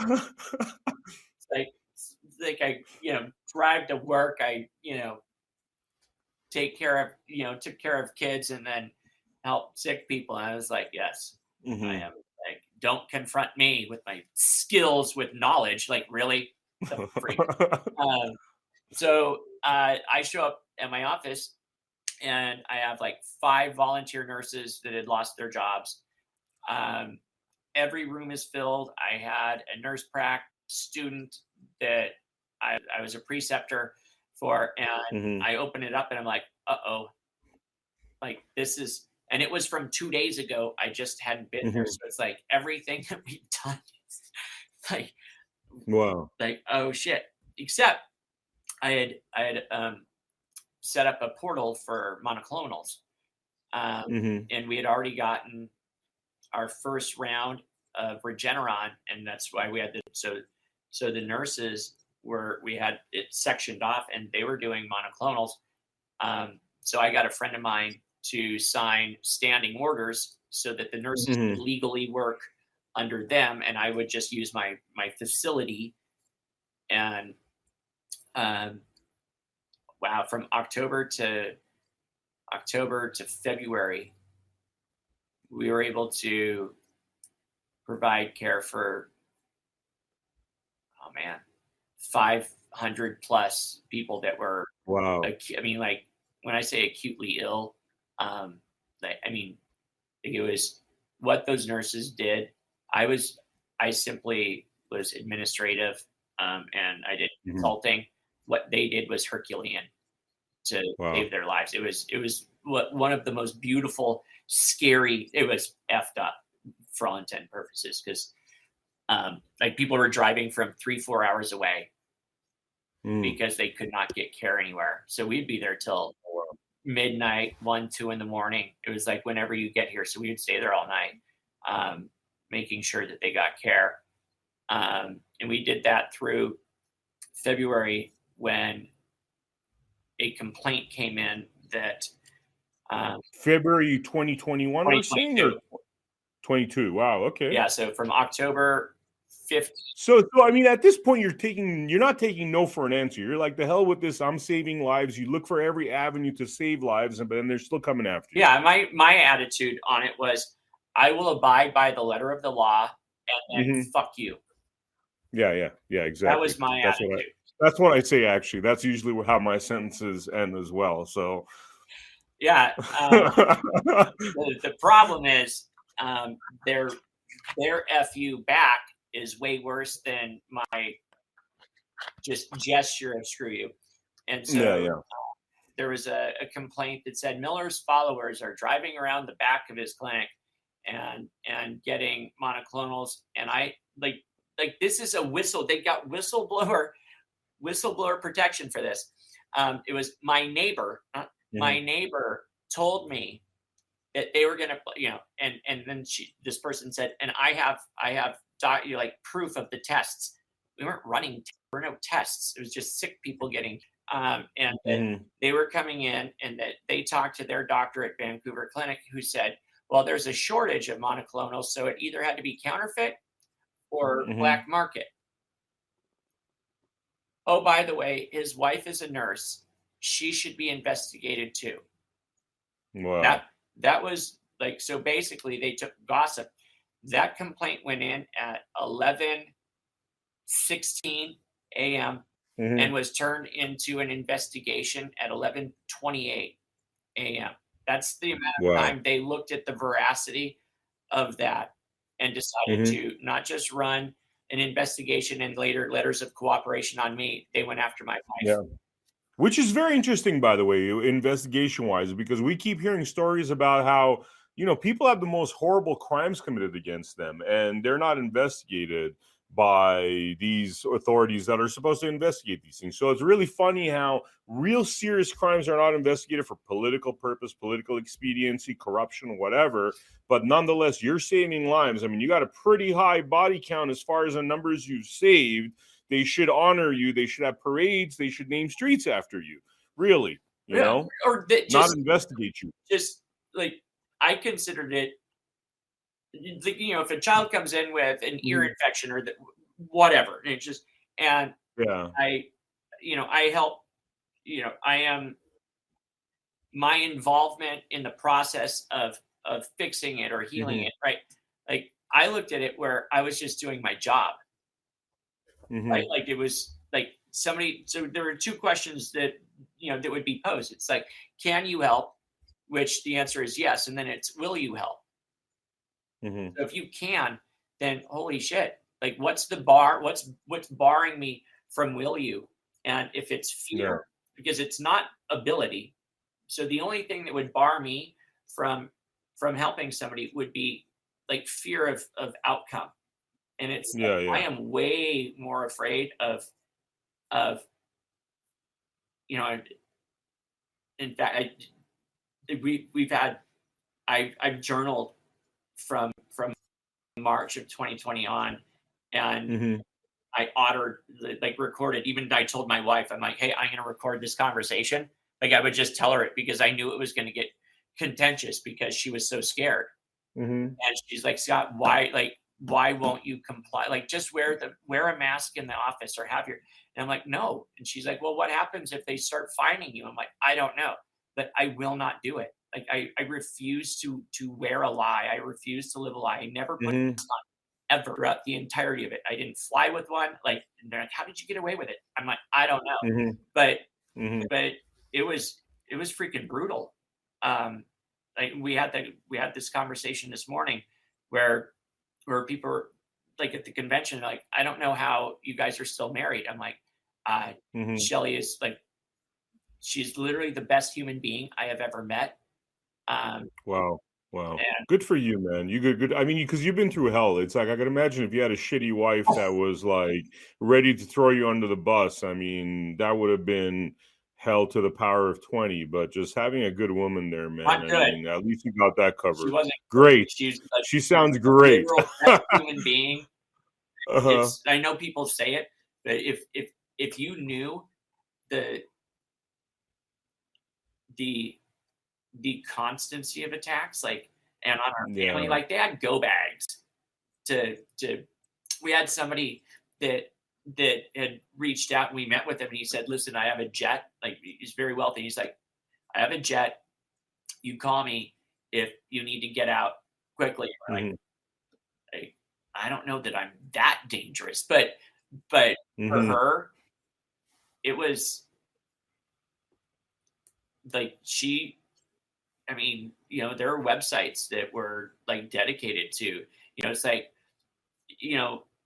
mean, it's comical, but it's we hope you all die and we'll find out where you're buried so we can come shit on your grave. And I was like, Like And by the way, irony of that, could I really quickly point out the irony? Because we were talking about this yesterday. All these people are going to die. That's the irony. These people that wish death upon us, that we fought so hard to save them. We didn't do this because we wanted to be outliers and get freaking attacked. It would have been very nice to go along with this narrative. But people like you and I decided, you know what? We're going to save lives. We're going to stand by what is righteous. And we were attacked. And man, you were attacked a lot more than most people I know. But we've all been attacked. Yeah. And we've all paid a price. And I was just speaking a few days ago out of frustration to some friends, and it just occurred to me that these people all took the death jab, and they're the ones wishing death upon us. I mean, there's a sadistic irony in all of that. I do not enjoy that irony by any means, but there is an irony, and there is a little bit of the wrath of God. You know what I mean? If I read the story 1,000 years from now, this is biblical proportions, wrath of God type stuff against the people that chose to be ignorant, mean, callous, not their brother's keeper. So anyway. Well, my response was, listen, that's not going to happen anytime soon. And if you ever get sick, please don't hesitate to reach out to me. I'll still help you, which I'm pretty sure inflamed them because, it's killing them with kindness. Yeah. Yeah. Because you can't fight it. Like, hey, that's mean. Like, hey, a-hole. It's like, hey, brother, listen, that's cool. Still love you. Get more creative though. Like, be a little more creative with your attacks. Like that's fairly pedestrian. But no, it's you've mentioned this, and I need to do some deep dives, and especially what you were on episode 60 and 61 and 62. But whether it's post-COVID or exosomal shedding or people that have gotten the shots, there's, even with the gene modification aspect of it, there are, or I should say, as a non-expert now lay person, there are still ways to undo a lot of it. Not necessarily all of it, but it's like if you can undo certain things and then arrest the further damage that it's causing, it's just yet another thing that's, I mean, with probably the communities with which we run and the knowledge we have, where it's like, you've got a lot of the information, but people don't have it, or it's so vast that they don't even know where to start. Yeah. One of the things for the viewers that I highly want to recommend, I'm going to give two websites. Both of them are websites that we have a big hand in. One of them is medicalfreedom.org. It's not launched today, but I have a feeling by the time this episode comes out, we're going to be really close to the launch. It's scheduled to launch sometime early April. I think April 10th is the date that we're looking at. And there's going to be tons of information there, including interviews with doctors about topics like, if you've been jabbed, what are the things you could do? Interestingly, like with the black pepper extract, the phytonutrients, blueberry, like organic blueberries, the apple pectin, or like the whites or the skins that obviously needs to be organic of some of the citrus fruits are amazing. Anyone that has, so if you've gotten the shot, you will have myocarditis. Just it can't not happen because of how S1 binds to the ACE receptors in the heart. So something I strongly recommend, not medical advice, but to look into it. Carnosine, L-carnosine. It's a dipeptide, and it is. I wear a carnosine like through our website. I love like the near infrared light science, and so we have patches of different peptides like GHK and carnosine and glutathione. But for whether you get the supplement, etc., carnosine binds to heavy metals in the brain, so it's able to chelate without the negatives of chelation therapy, where you're binding to all of those minerals and depleting the body, where you have to replace it. But I would recommend people look into like L-carnosine. So L-carnosine, and then what was the other one? GHK. GHK, okay. The glycyl L-histidyl L-lysine, and Mhm. binds with copper, and it actually makes, so it's like the PubMed and NIH actually have a ton of information on this, like as an Mhm. anti-cancer. COPD. That's what I was talking to Abraxas about. I was like, dude, Mhm. like I've literally, like, people that have had COPD, and I've had them nebulize acetylcysteine, like MAC, but the liquid version of it, Mhm. and do it GHK, and days, I mean, 3 or 4 days later, and you're talking with the chlorine dioxide, right? And they're like, "Oh my gosh," like, Yeah, yeah. like my And activity fatigue. the crazy thing is they try to keep all this from us. That's I sorry to know. interrupt you. It's like all the good stuff. It's like the doctor that's recommending chlorine dioxide has the Fed show up to his door. I mean, they really want us dead very badly. I don't know. So yes, and it sounds insane, right? But it's like when you put all of it together, like you look at what we're allowed, like what they're allowed to put in our food Yeah. or on our crops, like 5 billion tons of glyphosate Mhm. sprayed on our crops every year, or they spray it on crops to keep it from, like, to help dry it out. And it's like that's insane. Yeah. Yet we're like, okay, um, baby formula. Mhm. Like, look at what they put. Like, why do they put high fructose corn syrup in baby formula? Yeah. Yeah. No, it's Yeah, I know. I know your body can't even. insane. I mean, it's such an obvious thing. Your body can't even digest it properly, and they put it in there. It's like doesn't make sense. No, yeah, I mean, and for anybody being like, oh, like this is all like a mistake, a comedy of errors. I mean, come on, come on. It's like when you look at all the evidence, it's very obvious they could give a rat's ass about our health. So what happens is we have to be independent. We have to do our own research. Don't listen to what they're telling us. What they're telling us is what they want to sell us, not what's good for you. Very big difference, yeah. Yeah. Well, and that's where that we talked about, like, just locally, um, Hmm. having a third lane of medicine, because you can't. Yeah. Sad to say, but you can't. When like if you polled, um, the not because of my misinformation or disinformation, but simply their experiences going to Hmm. the hospital. If you polled, 1,000 people and you said, "Would you go to the hospital?"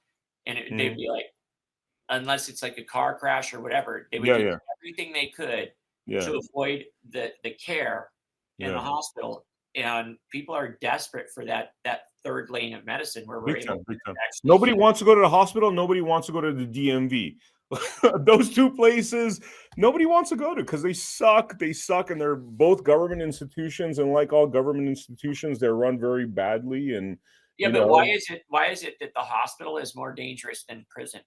Why is it that that people that have gone into that have put in the COVID ward are zip tied mhm. to their beds and restrained? I was talking to a woman a couple days ago where she was in a room next to her husband, and they locked the doors so that they could not, like, engage, right? So they both have COVID. Like, if Mhm. they were in a room with a curtain, but they were in rooms, they locked the doors from the Mhm. outside in the Yeah, hospital. What yeah. the shit is that? I mean, think about it. It's like you're in this industry where you're like one out of very few that decided to actually do your job and save lives. You're one out of very few. I mean, 99 out of 100 didn't do it. 1 out of 100 did. So that's really bad odds for the righteous. You know what I mean? It's like that answers a lot of questions. So it's like, do people do they take on authoritarian characteristics when they're power hungry, when they get certain powers? I mean, I hate to say it. It's like, look at what happened on the airlines. People are given a certain amount of power. They turn into these Nazi overlords. It's like, it's sad. The human nature and what they do once given a little bit of power is actually kind of disgusting. Well, it's when people of mediocre character Mhm. are given power, you have tyranny. Exactly. My son's 10th birthday, we flew to Legoland, and when we landed the police Mhm. were waiting for us. Wow. For I what? shit you not. For what? Um, Because they knew Scott Miller, the medical terrorist, was coming, the guy that's trying to save lives. So when I said I've never worn a mask, I wore like I had a neck gaiter that I would sort of put up. My son was sitting next to me, and I just said, Cohen, just eat the entire time. And this stewardess, whatever, flight attendant, kept coming by, and they're like, he needs to pull it up. He needs to pull it up. And I'm like, well, he's eating. Well, he needs to pull it up while he's chewing. So I finally said, he has a mask exemption, and he tested negative this morning. And she's like, well, and she's like, well, if it happens again, or he's old enough. So finally, she comes by and hands me a yellow card. And I was like, I've never seen a yellow card, but I was like, okay, we're like 20 minutes from landing, right? So I'm like, all right, we can hold our shit together, to avoid the red card. Oh, God almighty. I can't believe this, dude. What the yellow card is we are banned from Alaska Airlines. Like our return flight gone. And my wife, who's, Texan, Southern gal, like bless your heart, kind of low key, unloads on this flight attendant, which was beautiful. I was just like, oh, look at her, mama bear. So we land, and so they have the police waiting, and we deplane, and she sees the police, and she, in front of our kids, are you fucking kidding me? Really? And I was just like, I just wanted to hug her. I just wanted to, but yeah, like, and I'm like, our police, by the way, I don't know if you know what's happening in which country, France. The police are actually standing with the people, and I wonder when that time is going to come, when these police are going to be like, you know what? No, we're standing with the people. It's happening. There are areas that it's happening. It is. I've seen it. I have a friend who's a captain in LAPD, and bless his heart for his aggressive pushback. But I'll tell you, it's scary. It is. I mean, we've interviewed cops, and some of them are ready to be like full on Gestapo, and you tell them, they tell you, oh, I know it's all wrong, but it's a paycheck. I mean, come on, you know what I mean? It's like, well, that's the problem, right? Yeah. It's like the doctors, the nurses, the PAs, the NPs, the NDs. Like if it's a paycheck, then you're a prostitute, basically. I mean, again, if you're a paycheck and you're like killing people, if you're a paycheck and whatever, you go and you're just surviving, cool, not hurting anybody. But when your paycheck involves hurting people, you're a prostitute. Done. End of the story. Never thought of that. That's a very good analogy to that. I like that because it's you're wow. Yeah, 65 podcasts talking about horrendous shit. You come up with a couple of things here and there, right? I need to have a shirt that says that. If you don't believe in freedom, you're a paid prostitute. You're exactly. This is amazing, by the way, Scott. I know we're gonna do other episodes with you because I could already tell, like, we got we still got a lot of fuel in the can over here with the this your story and stuff. But just because I got to keep these under 2 hours, I was going to ask you, is there anything in particular for this episode that we didn't talk about? Websites, any GoFundMe? Hopefully you're not using GoFundMe. You're using the other Christian one. But, any other things you want to talk about, say anything we didn't forget to mention that you think it's important for the viewer to know? So when you ask, this question has come up so many times. Where is everybody else? When you said 1 in 100, it's more like 1 in 1,000, possibly 1 in 10,000. When you talk about MDs, NDs, DOs, PAs, NPs, etc., you've got several million in the United States, and you have less than 1,000 across the United States that have chosen. Less than that, like you probably got that where it's like hush hush, where they'll do it. But in terms of speaking out, the like for me, I didn't lose my job. I had a had I like sold my practice, I could have sold it for several $1,000,000. So I didn't lose my job. I lost everything that we had sacrificed to build. Mhm. Like so it's and then you've got like then you have the legal aspect where like they suspended my license in October of 21, and I've had over 40 complaints lodged on me after the loss of my license. Right? Like what? Like ease up, bitches. Like really? Like you already. But and some of them are fun. Like I like engaging. It's creative. I've been more sarcastic with my letters of cooperation. By the way, But Scott, like this is what they're trying to do is they're trying to literally destroy you. We've interviewed enough doctors, Dr. Chris Shoemaker, one of the most noble individuals I've ever spoken with. Very clear. They want to make you homeless. They want to destroy your life. This is their agenda. And I think we have to be really honest and clear about that agenda, because this is like if you're not a sheep, we will destroy you. If we allowed people like you to be destroyed, we are destroyed. We are destroyed. Our kids, might as well just hand them to this death machine. There is no future if we allow people like you to be destroyed, because we're the last house on the block. That's it. It's like that 1 out of 10,000 that exists. And frankly, I like those odds because I believe in people like you and I believe in people like me, because we are much more than one person inside. And we, the only people that are that inside know what that means. You know what I mean? We are little armies inside. That's what makes us strong enough to be the 1 out of 10,000. So, it's they're trying to destroy us. And you know what? I don't know. I think I'm optimistic, to be honest with you. I am too. But so when you say that, like going back to seriously, Ridge, what's the movie? Heartbreak Ridge. Is it Heartbreak Ridge or it's seriously Ridge? Something Ridge. Yeah. I know what you're talking about. With the guy that doesn't want to partake in violence. Mel Gibson movie. Not Heartbreak Ridge or seriously. Google. I literally just wrote. I wrote about it because it was so Hacksaw Ridge. Hacksaw Ridge. Guys, everybody's got to watch that movie. Seriously. It's amazing. Wow. And he's he's on the ridge. You've got like 100+ feet of rope, to get up there, and the entire platoon has gone down, and his friend is dying in his arms, and the naval assault on the ridge, and his friend dies, and he's like, God, I can't hear you.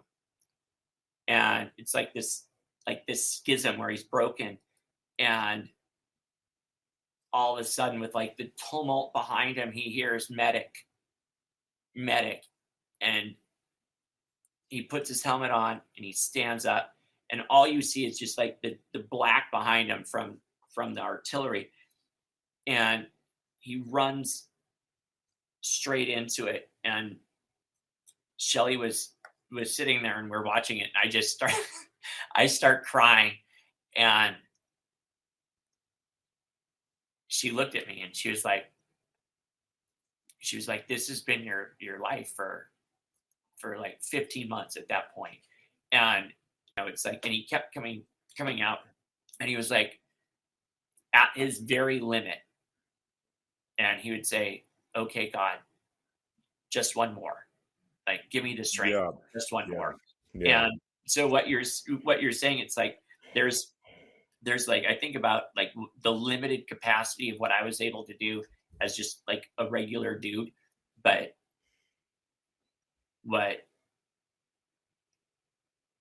man, I can't tell you, there were days where I was going on 60, 65 plus hours without closing my eyes. And I would get a text, and I'm reading, and these aren't like, hey, be there in 5 minutes. It's like this. I just look at it, I'm like, holy shit. And it's like, please call. In fact, I bought a new phone because my daughter named my phone. So I finally gave up Deborah. Here's Deborah. There's 743 unread texts on it that I will not open because I'm afraid of what I missed, because when I missed calls, then bad things happen.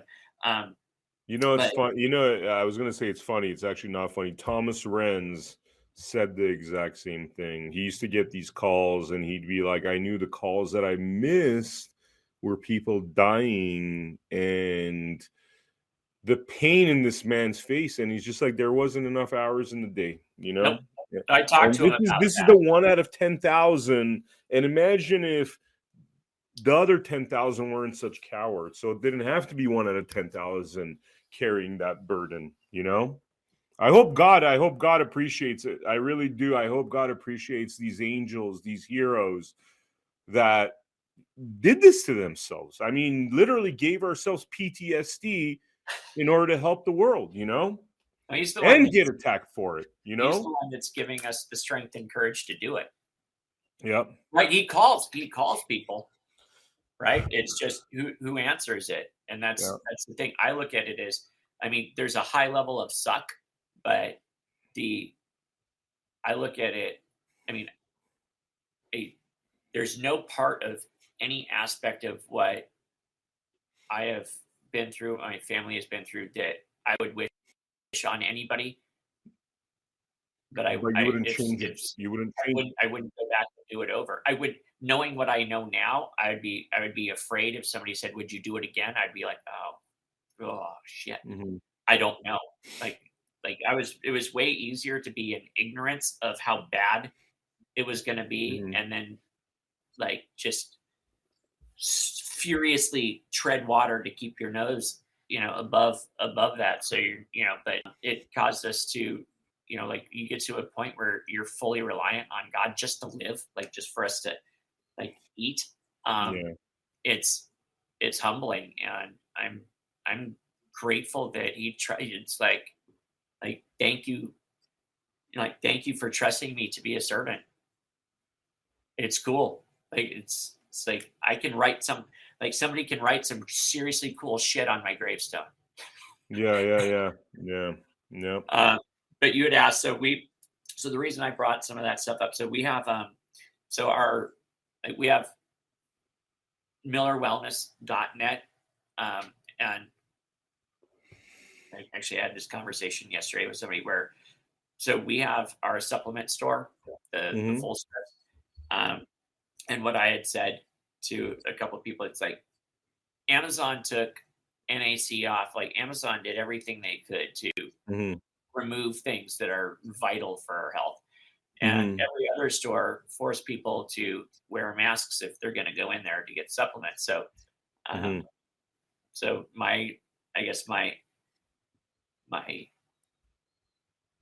the crappy business side of me, it's usually more about what can I do for somebody else. It would be buy your supplements through us, or unless you're connected with something else. But if you're buying vitamin D, vitamin C, zinc, NAC, etc., it's cheaper through us, and they're products that are vetted by me. And then we have a Give Send Go.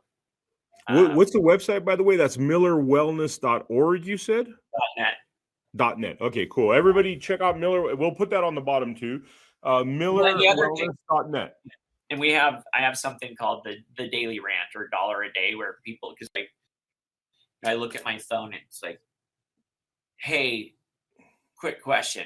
It's not a quick question, by the way. It's usually fairly complex. But I do videos on them. Like I had somebody on Saturday, it was like, what do I do about my elevated A1C, et cetera, et cetera. And I was like, well, oh, that'd be a good one to do a video on. So people can ask questions. I do videos and put it up there for everybody to be able to see. And I have on the $1 a day, I have access to on the full scripts, I have protocols. Because that's another thing, like people have, I mean, you name it, digestive issues, sleep issues, anxiety, depression, etc. What you were talking about with, with the supplements, the adaptogens you're taking, people don't realize, like most, if not all of the meds that are used are sourced from natural products. Yeah. right? It's like, well, we don't have enough studies or enough data. Mm-hmm. I You created a synthetic version of the natural thing, hence logic would have it. Yeah. well, I have somebody that just came in and I had given some fairly high dose B vitamin supplements, and from a mood standpoint, like Mm-hmm. 30 minutes, like where they're like mind blown. It's like if you were hungry, right? If you were starving, I brought you a big plate of food and you ate it, and I came back like 20 minutes later with another big plate of food, and you're like, no, I'm safe, I'm full. I wouldn't Yeah. be like, what? Yeah. That's weird. You'd be like, well, of course. You got the things that you needed. Signals were sent off, like you don't eat till you vomit. Mm-hmm. Yet, and you didn't take a pharmaceutical to achieve that. Yeah. Yet, pick whatever it is, like diabetic Mhm. neuropathies or sleep disruption. I don't care what it is. When you look at and because like you've got the neurologist and the pulmonologist and the cardiologist and the gastroenterologist, and if you ask a gastroenterologist about mood, they'd be like, Mm. gastroenterologist is like, well, the gut biome, Yeah. Yeah. gut Yeah. brain axis is very intimately intertwined. So why would you have to, like, as a specialist, there's no one higher than the Mhm. gastroenterologist. Why are you having to send them to a neurologist when you should understand Mm. our gut, our biomes interaction and very intimate relationship with hormones and mood regulating Mhm. neurochemicals? Mhm. Mhm. But they don't know shit. I mean, they're super smart. Like if somebody shot me in the stomach, I would go see them. Yeah. Yeah. But outside of that, they're all they can do is say, take some It's like lansoprazole. they don't Or they haven't even the fact that somebody that deals with the gut doesn't even deal with those particular issues just is like your foundation is not on right there. no, Yeah. or like so I said it with my skin, right, where I chose to Mhm. shave, knowing that this was, and I call them systems tests because I'm like checking out different natural things to see if it will mitigate it, and I don't enjoy it because I usually go through a couple days of painful Mhm. pain, but I'm able to add like one or two new things that I know. It's like, just again, I'm not doing any scientific research on it, but if I can take that Mhm. anecdotal Mhm. information and share it and be like, hey, try this. Like, don't go Mhm. buy it. Like, I'll just like take some samples and try it and see how it works. And it's like a couple days later, they're like, holy cow, that was amazing. I'm like, Yeah. write that down. Like, chalk that up. It's not science, just, just another tool in the toolbox. Yep. Yep. Yep. Totally. Totally. Scott, I do have to wrap this episode up because otherwise they won't let us air it if I let it get over 2 hours. But this is awesome. I mean, testament to it being awesome is it's one of our longest episodes, and it was actually quite entertaining. And it feels like there's at least one more episode worth, talking about in the near future. So thank you so much, Scott, for coming down to both the Blood Money podcast and Meet the Frontline Doctors, which we're shooting this for dual purposes. This was pretty awesome, man. This was really awesome getting to know you. Vem, when I saw Abraxas, like that interaction, I was like, okay, Mm-hmm. like not initially knowing him, like if this guy, like this guy, you is Mm-hmm. legit, and I looked into it, I'm like, wow, and then so similarly, you like if we had 1,000 more of you, Mm-hmm. um, the the veil of that's been dropped on all of America could be lifted if people had your courage and willingness to speak out. Like what you're doing is freaking heroic. It's badass. So thank you for doing it. It's so critical to the mission of like how do we save our country, and it's people like you that are like it's you that are willing to do this and take the time and in just that self-investment in finding the truth and being compelled to get it out. Like, this is amazing. Thank you. I really appreciate that. And honestly, man, what you're doing, I mean, it is the most integral thing what you're doing. And you went right into the belly of the beast there. And like you said, you know, those other 9,999 didn't stand with the courage you stood. And I respect you so much, man. I really like you. You're a hero for doing what you did. I know things are shitty right now. Things are going to become better. God has a plan. We're all dealing with this nonsense, threats, and like just ugliness. But you know, the other option is not a tenable option. I mean, what, we're going to go down the road of a Holocaust as Christians, like murdering people, shutting our eyes? I mean, that's really not an option for those who believe, you know? So thank you. I was watching Inglourious Bastards on my flight home, and like this farmer like gave up, you know, the position of the Jewish family that he was hiding. And you could see it in his face, right? Like the fear of what could happen to him versus, you know, like self-preservation over giving innocent lives over to destruction. Yeah. And I was watching, it was like, and it's like, there's like a family sitting next to me. And I'm like, just be a normal dude for once. And like, don't watch something and tear up, you know, Yeah.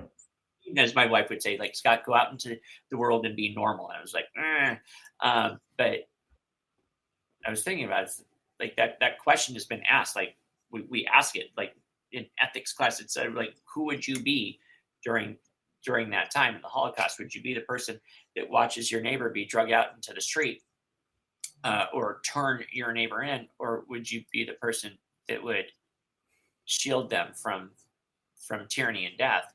And almost ubiquitously, everyone says, "Oh, like I would never do that." And we just watched, like we've been a part of this, you know, transhumanism movement, and watched what people were willing to give up to maintain a level of what I would consider like a new level of comfort, or to not have to engage in what a conversation and argument.